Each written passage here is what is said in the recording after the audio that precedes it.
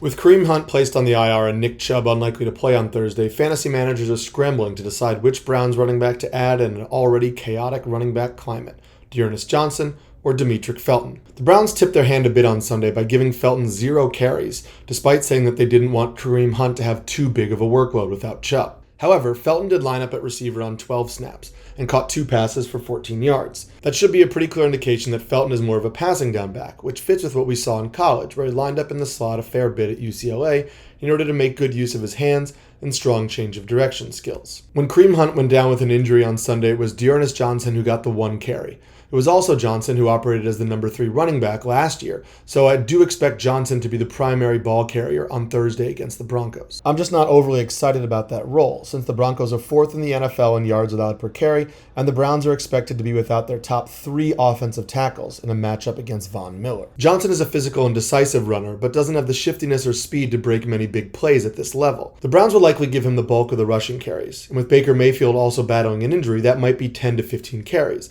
but he'll need to find the end zone to pay off in fantasy, which is why I think he's more of a low-end RB2 or flex option.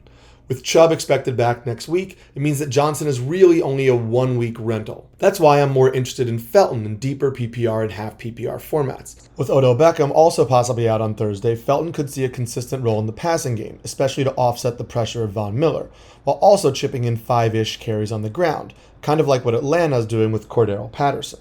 I expect him to maintain a portion of Hunt's passing game work while Hunt is on the IR because the Browns won't want to run Chubb into the ground. That means, unless I was in a standard league or really needed a starting running back this week, I'd actually be adding Felton over Johnson.